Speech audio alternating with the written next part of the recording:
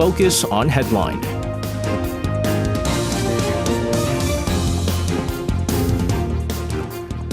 Now let's take a look at what major issues are making the headlines today on Focus on Headline. For this, joining us in the studio today, we have our reporters in Yoon Suk Yeol and Ji-hee. Guys, welcome back. Good evening. Good evening to you guys. We're going to be taking a look into the current situation at the top office here in the country. President Yoon Suk Yeol mentioning that the South Korea-U.S. alliance has been upgraded to a nuclear-based alliance. We also got some recent developments regarding relations with New Zealand following the NATO summit. As you know, the IP4 nations were also invited to that summit over in Washington. Gene, you're going to start us off. Let's get the details. Sure. So after South Korean President Yoon Suk Yeol and his U.S. counterpart Joe Biden adopted the nuclear deterrence and nuclear operations on the Korean Peninsula on the sidelines of the NATO summit held in Washington, President Yoon said Tuesday that South Korea's alliance with the United States has been elevated to a nuclear-based one. Now, this strategic move is capable of deterring the North's nuclear threats following their signing of joint nuclear deterrence guidelines. Now, the signing of these guidelines culminated in the bilateral nuclear consultative group's efforts to ensure the credibility of America's extended deterrence commitment to South Korea in an integrated way that includes South Korea's conventional support for U.S. nuclear operations in a contingency. Now, President Yoon said during a cabinet meeting that the South Korean government has established a posture to respond swiftly and effectively to any kind of North Korean nuclear threat, and the U.S. will assign a special mission to its nuclear assets for the Korean Peninsula, both in wartime and peacetime. Yoon also noted that South Korea is teaming up with NATO's Indo-Pacific partners, namely Japan, Australia, and New Zealand, as meaningful as they voiced against North Korea's military cooperation with Russia and paved the way for institutionalizing the grouping's further cooperation with NATO. Now, meanwhile, the top diplomats of South Korea and New Zealand have agreed to continue close cooperation amid deepening ties between North Korea and Russia. And according to the Foreign Minister Cho Tae-er and his New Zealand counterpart Winston Peters made the agreement on Monday during their talks over lunch in Seoul. The two sides agreed that North Korea's provocations and close ties with Russia threaten not only the Korean Peninsula but also world peace and stability, stressing the importance of a unified response and cooperation from the international community.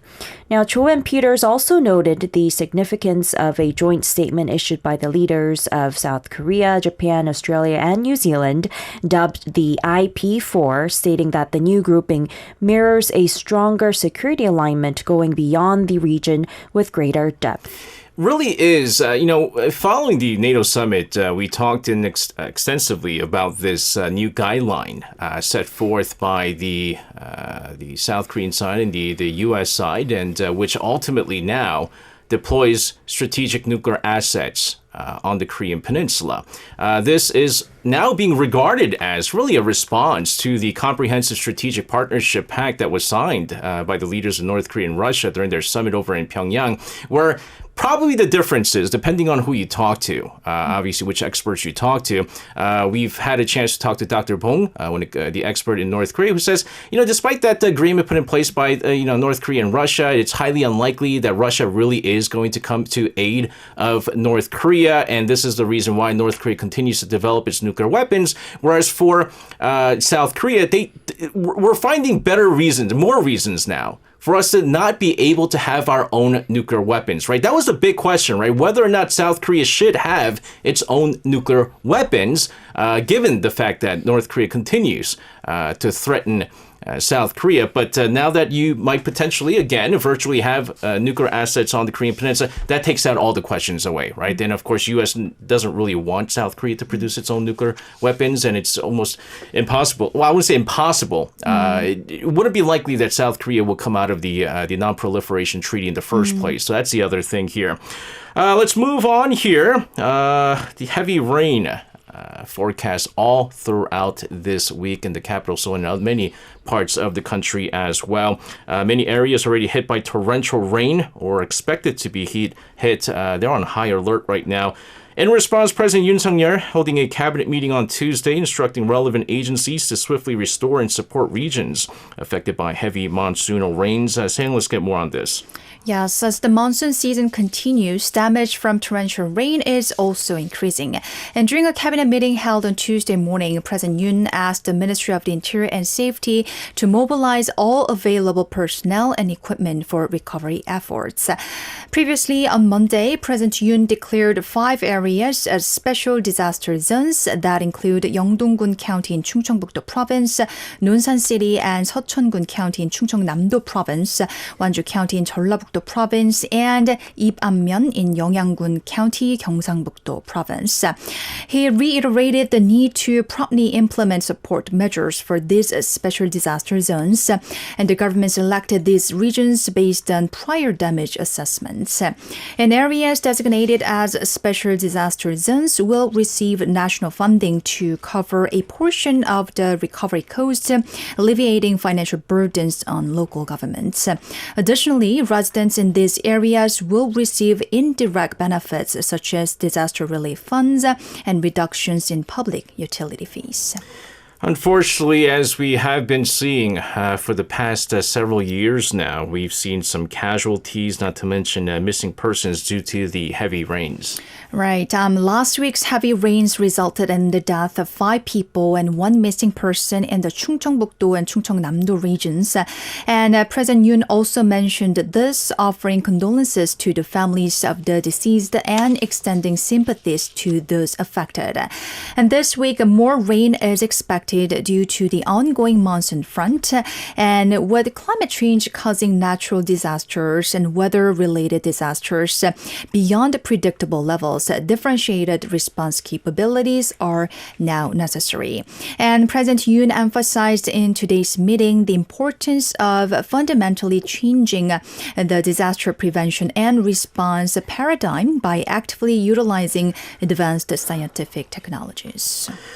Now, given the continuous weather-related damage, it is, once again, as I've said earlier, crucial to check the weather forecast and take precautions in advance. Seong, can we get maybe this week's weather forecast? Yeah, sure. Up to now, the central region has been experiencing extreme heat around 33 degrees Celsius along with tropical nights, while the southern region has been experiencing continuous monsoon rains leading to even landslide warnings.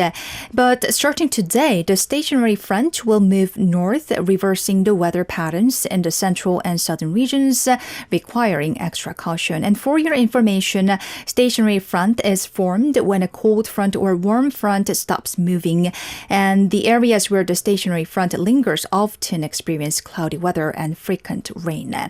In the capital area and other central regions, rain is expected to start late in the afternoon and continue for at least 10 days, especially from early morning tomorrow. Localized heavy rain of up to 30 millimeters per hour is expected, requiring preparation for potential damage. And in the southern regions, the ongoing rain will subside in the afternoon, giving way to a scorching heat of around 33 degrees Celsius.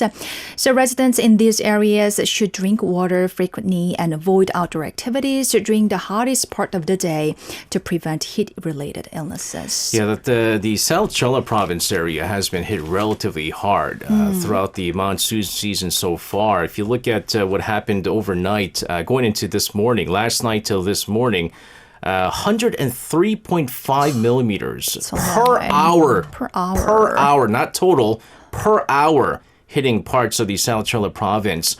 Thankfully, this didn't lead to any more casualties. However, there were some damages, 57 residents evacuating temporarily. And that's the big thing, right? Getting the information in place, getting the reports in place, and having to evacuate in time. That's the most important thing here. Let's move on here. Next year, the country, as in South Korea, is going to be commemorating the 80th anniversary of its liberation from Japanese colonial rule. President Yoon stating that the government will devise different projects to mark this special occasion. Jihee, let's get more on this. Sure. So President Yoon Suk Yeol stated on Tuesday that the government will initiate various projects to mark the 80th anniversary of the nation's liberation from Japanese colonial rule next year. And during a cabinet meeting at the top office, the president made the remarks that the government will collaborate with all citizens to create commemorative events that illustrate the history of Korean independence and the country's vision to become a leading global state. A corresponding proposal to establish a committee for these projects was also introduced at this cabinet meeting. Now, the president also noted that the special occasion should be an opportunity to reflect on the numerous sacrifices and dedications made throughout history to achieve freedom and prosperity in the nation. And he asked the public to be part of the progress toward the never-ending pursuit of freedom, saying that the spirit of the independence movement is still ongoing and extends beyond freedom and restoration. It's going to get quite interesting next year because next year is also going to mark a 60th anniversary of normalization of bilateral relations with Japan, right? And I believe the two countries or the two governments are apparently planning something special for this. We have, I believe, a new Japanese ambassador to South Korea came in, and he was also saying that they're trying to really change things up here and potentially plan some sort of project together marking their 60 years. But at the same time, you have the 80-year anniversary of liberation from the Japanese colonial rule. So interesting. President Yoon also expected to proceed with a cabinet reshuffle starting this week. Presidential office has planned to carry out the appointments of ministers and vice ministers sequentially after returning from the NATO summit over in the U.S. capital of Washington. Sam, let's get more on this. Yes, according to a senior official from the presidential office, new personnel announcements are anticipated around midweek. First, Cho Ji-ho, the commissioner of the Seoul Metropolitan Police Agency, is a strong candidate for the commissioner general of the National Police Agency, a vice minister level position. Cho is well regarded within the police force as a planning expert, and it's also known that Cho earned the government's trust by handling personnel verification task for the Presidential Transition Committee when President Yoon Suk Yeol was elected as a new president back in 2022. And for the position of First Vice Minister of Trade, Industry and Energy, Park Sung-taek, the Presidential Secretary for Industrial Policy, is a strong contender.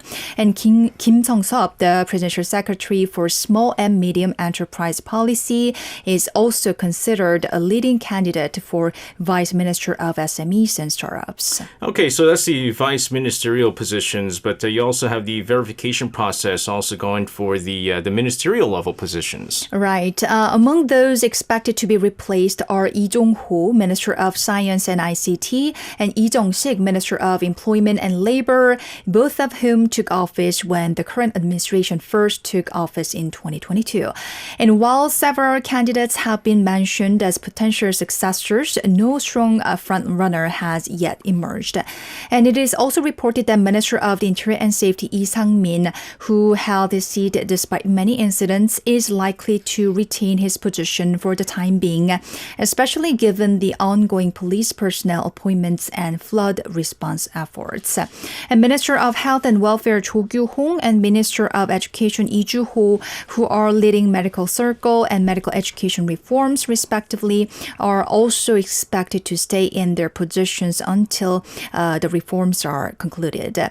Meanwhile, there is also a strong possibility of appointing women to the roles of the First Minister of Population Strategy, who will also serve as Deputy Prime Minister for Social Affairs, and the First Chief Secretary for Low Birth Rate, dedicated to addressing low birth rate issues in the presidential office. Yeah, I mean, just kind of going back to Health Minister Cho Kyu-hong and Education Minister Minister Lee Joo-ho. Again, I mean, it doesn't seem like the rift between the government and the medical community is going to subside anytime soon, right? I believe the deadline was just yesterday, and even that the vast majority of trainee doctors have decided they're not going to return, which then ultimately, I mean, if the government is going to play it out like they said they are, that means a no response from the trainee doctors means that, yes, we are confirming our resignations and that the training hospitals need to now process their resignation letters. And now they have a clear-cut number of people that they need to hire for the second half of this year, right? And so I don't know what's going to happen. Does this mean that the junior doctors can apply for other jobs later on? I mean, because there's no administrative steps. They said no administrative steps are going to be put forth, right, by the government. So there's not going to be any punishments. But we'll see. It's not done and over with just yet. Let's talk about the economy. Export figures has been great this year so far. First half of this year, the value of automobile exports in the country increased by more than 3% from the same period last year, breaking the record for the best ever performance in automobile exports. Sheila, let's get the figures here. Right. So in the first half of this year, South Korea's car exports reached a record high, driven by increasing global demand for hybrid models. Now, data released on Tuesday by the Ministry of Trade, Industry, and Energy showed that the total value of car shipments amounted to $37 billion in the January to June period, marking a 3.8% increase from the previous year. Now, the number of cars exported also rose by 3.2% to a total of 1,467,196. However, in June, automobile exports decreased by 0.4% to $6.2 billion due to fewer business days. And the Trade Ministry stated that Korea's monthly car exports have been consistently strong, staying above $6 billion since November last year, with the exception of February, when, once again, there was a holiday. And in the first half of the year, exports to the United States increased by 25.9% year-on-year to $21.7 billion. However, exports to Europe decreased by 22.7% to $6.69 billion due to weaker demand for electric vehicles. And exports to Asian countries also fell by 11.2% to $2.66 billion. And exports to the Middle East dropped by 17.2% to $2.45 billion. And the total number of cars produced in the first half was over 22.1 million, which is a 2.4% decrease compared to the previous year. Domestic car sales also experienced a decline of 10.7%, reaching 798,544 during the same period.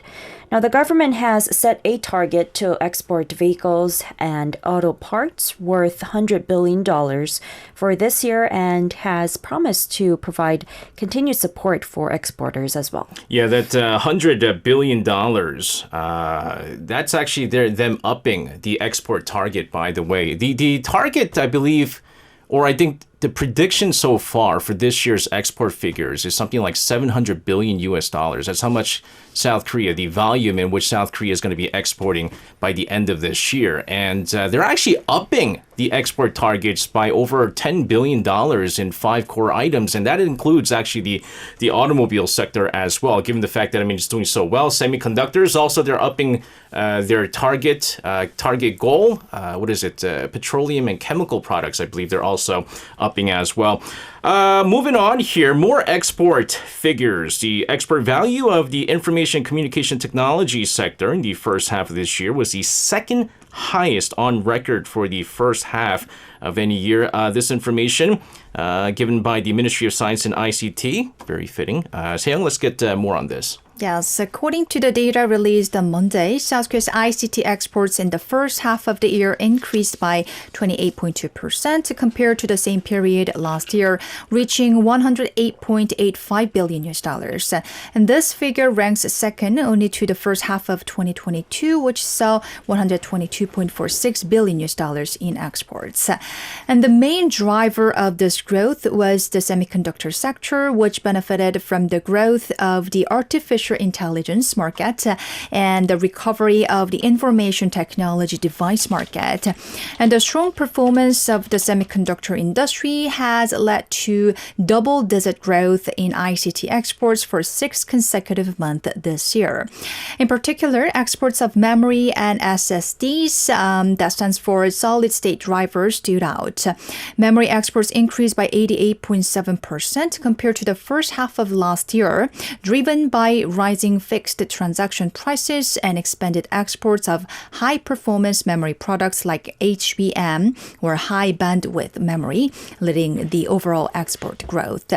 But mobile phone exports decreased by 2.8% to $5.58 billion US dollars, and this decline is attributed to weak demand from China, a major market for mobile phone parts.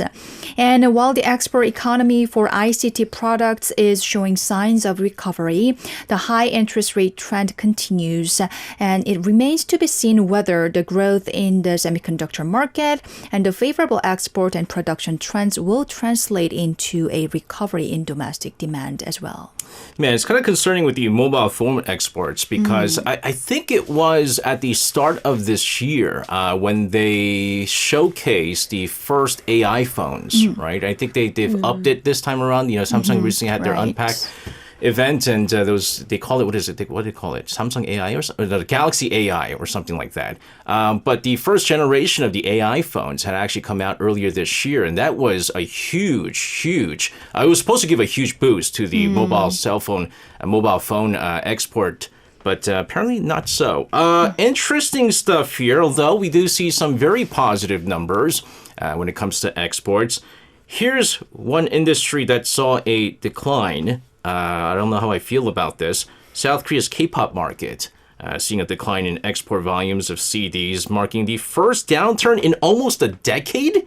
Gee, let's get the figures on this. So according to data from the Korea Customs Service, the export volume of audio-related products, including physical CDs for K-pop albums, decreased by 2% to $133.2 million in the first half of this year. Now, the last drop in CD export sales was in 2015, 9 years ago, that is, when the figure fell by 7% to $12.77 million.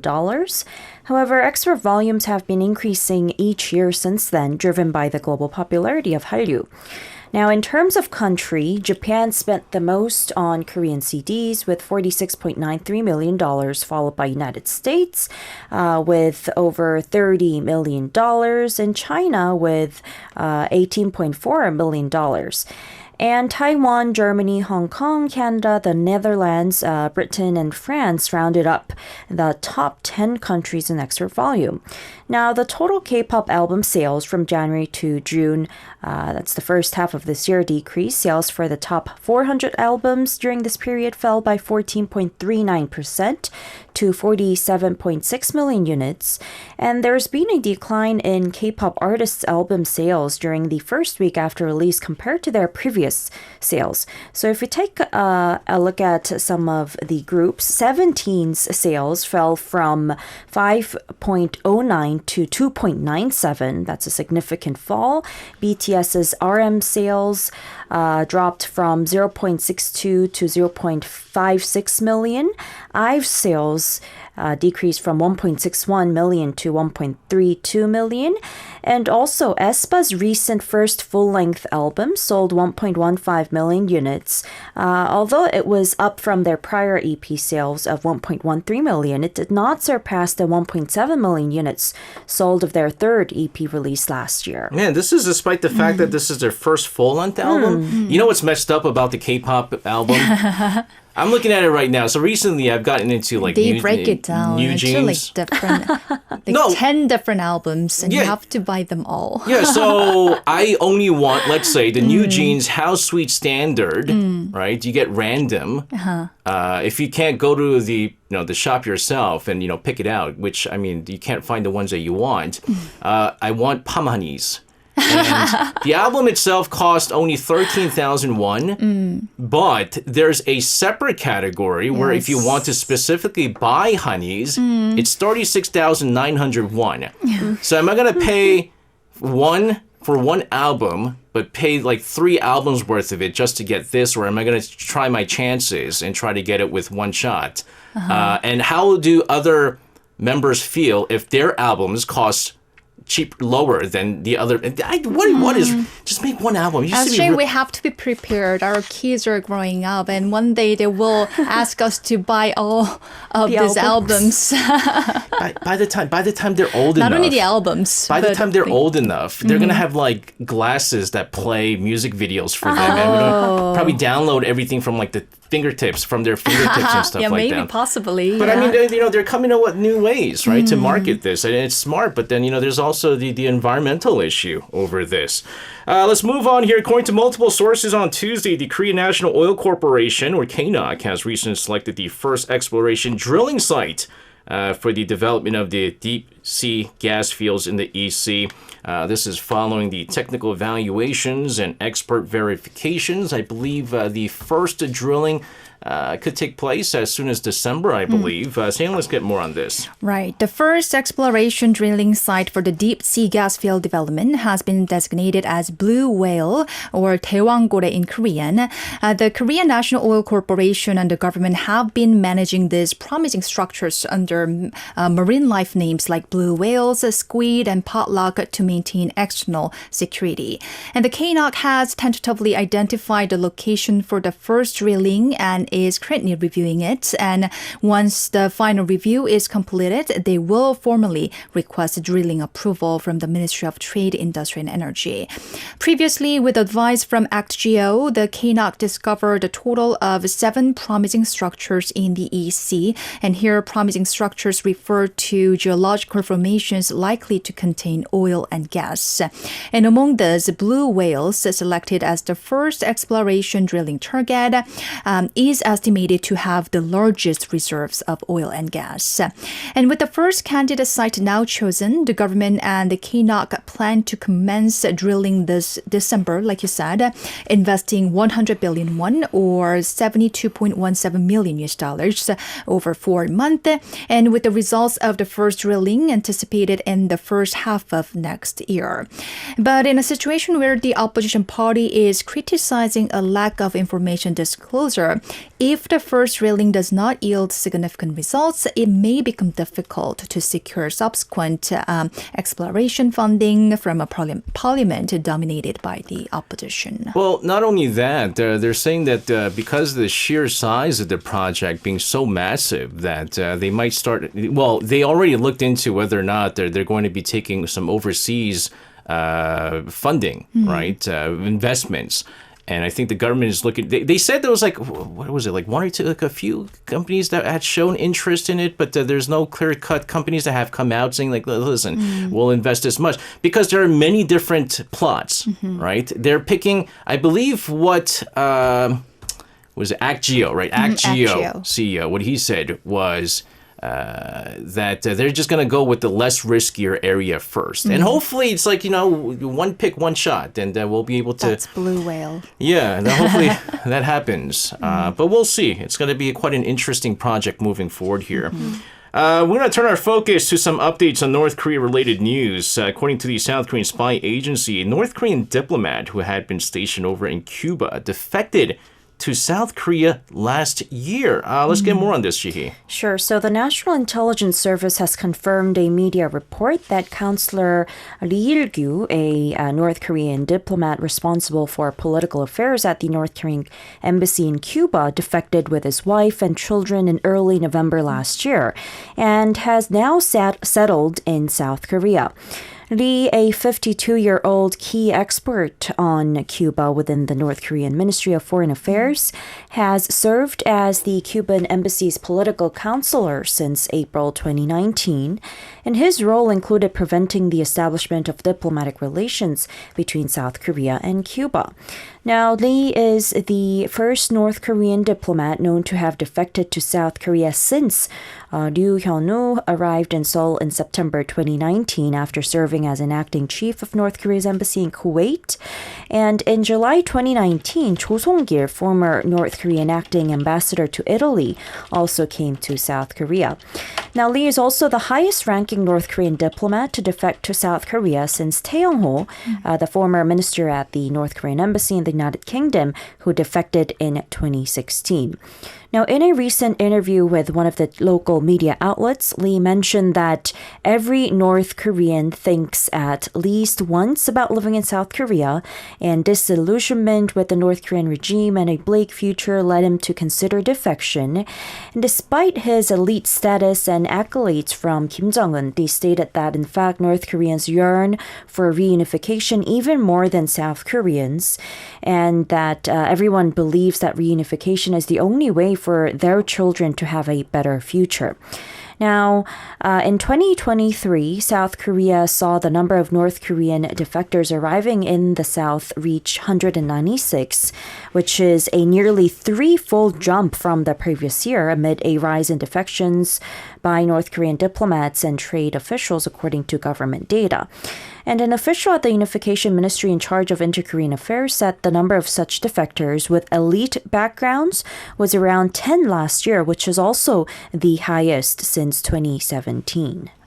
Some interesting stuff here. This might be another reason for why he probably defected, because 조선일보 actually reported that Lee had been engaged in efforts to block Cuba from opening diplomatic ties with South Korea. Well, what happened? They actually did end up forming bilateral ties, right? Which then, in response, someone's going to be really upset, and things do not go well when Kim Jong-un is upset. So what he's going to choose? He's going to choose the defection. Although the bilateral ties, I mean, it was announced this year. And so for him to have defected last year, I mean, maybe there were signs that this was going to happen nevertheless, right? Let's move on here again. The news talked about by pretty much everybody these days was that horrific shooting at a political rally, presidential rally over in Pennsylvania for Donald Trump. He is, despite this, continuing his rally. He was nominated as the Republican presidential candidate on Monday during the Republican National Convention. We also have his running mate being announced as well. So let's get more on this.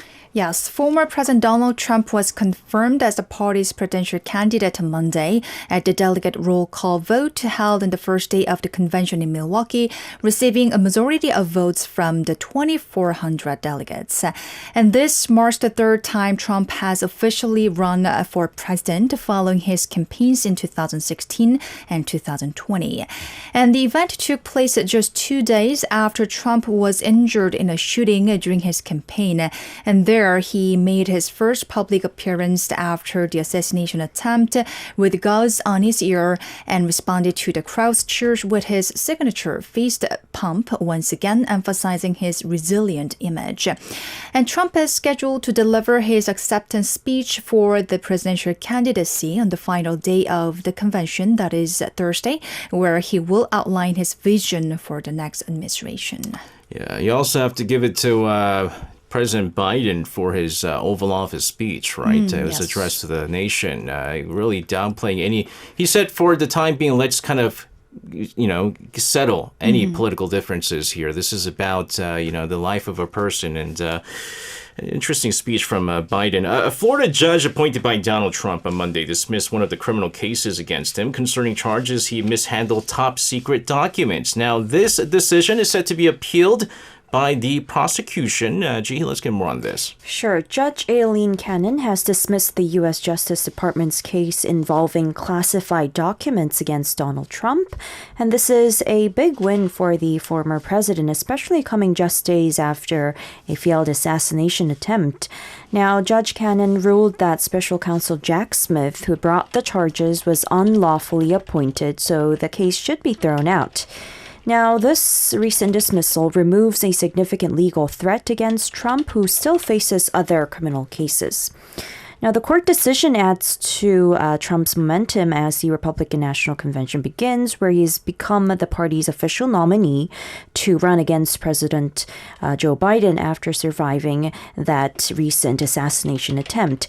However, a spokesman for Smith's office, Peter Carr, stated that the Justice Department has allowed the prosecutor to appeal Cannon's decision. Now, Carr mentioned in a statement that the case's dismissal differs from previous court conclusions, which have all agreed that the Attorney General is legally authorized to appoint a special counsel.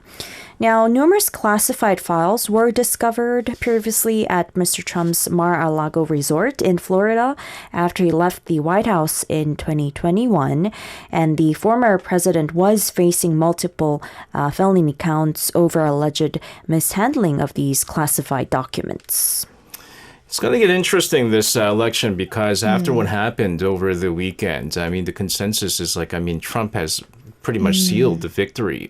Trump is actually, if he does win, he's not going to be the first president, by the way, or former president to serve non-consecutive terms. You have, I got to go all the way back to Grover Cleveland, 1885 to 1889, and then 1893 to 1897. But this doesn't mean that if former President Trump does win come November and he serves the 4 years, that he gets to go again or attempt at another 4 years. Because even if it's not non-consecutive, you can only hold 2 terms for a total of 8 years. I don't think Mr. Trump knew that. I think he said he was going to. He said he was going to go for 12 years, and considering his age, I think that's pretty enough. Which is why he's not saying anything about Biden's age anymore, because he did that in the first elections, right? He's like, you're so old, I don't even think you can take hold your place in the Oval Office, and he's like 3 years younger than I think Biden. So, but mentally speaking, though, cognitively, he's much healthier. Than Biden. I mean, the guy got shot at and he went golfing the next day. That's so you got to give it to him, right? Guys, thank you very much for your reports. Have a safe one. Stay dry, by the way, and we'll see you guys again. Stay safe. Thank you. You can listen to Korea Now with me, SJ Lee, by downloading the Arirang Radio application or tune in online by visiting www.arirangradio.com.